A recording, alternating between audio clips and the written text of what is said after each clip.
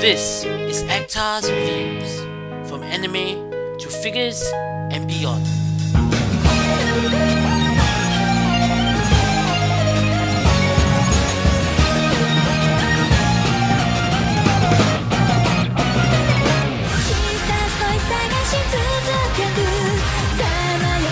Hey, this is Actar and welcome to another episode of Actar's Figure Reviews. Let me just put it out there that I'm not a huge fan of Nandroids, but before you get your pitchforks and torches, do give me a chance to explain myself. Nandroids and other chibi figures usually lack articulation and have fiddly parts, and being priced similarly to their Figma counterparts, I just feel that the Figma versions have more to offer. But recently, there has been a new type of super deformed yet posable figure that has been gaining popularity. If you ask me, they're kind of an amalgam of Figmas and Nandroids, and today we'll be looking at Misaka Mikoto from Wing's SK Action figure series. This company has made one supersonical figure and has an Asuna figure from Sword Art Online in the works.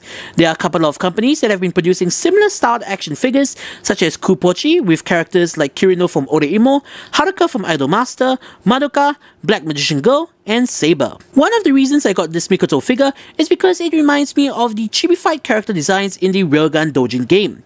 So let's see if this figure has what it takes to replicate some of those kick-ass poses. The box itself is the definition of simplistic with nothing too fancy. Plain checkered pattern in the traditional railgun orange with a huge window display. On the sides we have pictures of the figure, and on the back a collage of pictures of the figure in various poses showing off the accessories it comes with. All this overlaid over a stock picture of Mikoto. So that's pretty much it for the box. Let's open this up and take a look at the contents inside. First off, coming into this figure, I had some trepidation. Being a brand new figure series, it's only natural seeing that we have no idea as to what to expect. But after handling the figure for some time, I have to say, I'm impressed. Overall, the figure itself is solid, the plastics used don't feel cheap, and it definitely has a good deal of weight to it. The joints are nice and stiff and are suitably tight, in the sense that they do hold poses perfectly, but are not too difficult to move. Details wise, because the figure is super deformed, there's not that much intricate detail, but all that you could ever want or need is there. From the sculpted in folds that add flow and dynamism to the clothes, to the painted in Tokyo Dai School emblem, and the multiple shades of brown airbrush paint on the hair. Speaking of airbrushing, there's shading all over the figure that creates another dimension of depth. For size comparison, let's bring in Figma Mikoto. As can be seen, SK Mikoto is just a hair shorter than Figma Mikoto. But of course, one of the main attracting factors for me is its articulation. Can it hold a candle to the Figma figure? Well, let's see how it fares. For starters, head can move forwards and backwards, side to side, and rotate side to side this way as well. Her arm is on a double joint, once at the body and once at the shoulder itself, for a wider degree of more natural posability. Her arm can move in and out, forwards and backwards, and even side to side this way as well. She does have an elbow joint at about 90 degrees, and she does have a triple wrist joint. She can move it forwards and backwards once at the wrist, and it also can rotate at the wrist and at her hand itself. Her vest and skirt are made of a soft PVC so that she can get even more articulation. Her waist goes from side to side, forwards and backwards, and side to side this way as well. It's basically on a ball joint. Her legs can move forwards and backwards, in and out, and can even rotate side to side at her thigh. She does have a leg joint that's slightly more than 90 degrees, which might be insufficient depending on the poses you plan to pull off. And last but not least, she does have a pretty articulated foot that can move forwards and backwards, side to side, angle side to side, and the front of the foot is even separately articulated from the rest of the foot. So once again, I have to say that, well, I'm impressed. For a figure with slightly off proportions, it still manages to pack all the articulation you've come to expect from a more properly proportioned figure, such as a Figma figure. But that's just half the fun. What's a good figure without good accessories? In addition to the neutral face piece, you do get a one-eyed closed face piece for aiming her attacks and an embarrassed face. A battle-ready face would be nice, but I guess these will suffice. Moving along with SK Mikoto, you first get her school bag.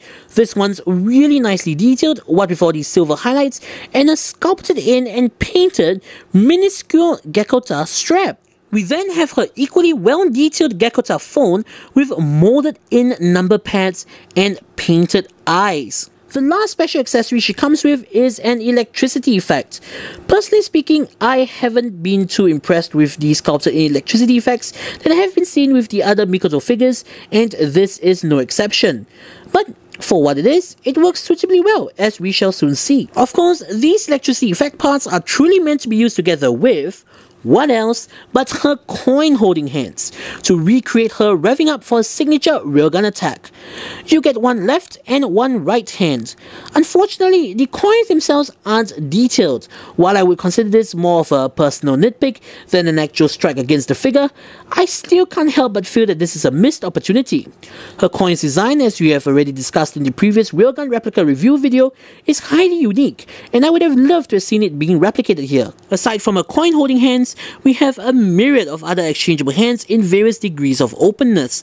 What poses you can use them for are really left up to your own imagination. But of course, she does come with hands specifically made for holding her phone and bag. Last but not least, we get a serviceable 3-jointed stand and a rather basic looking base.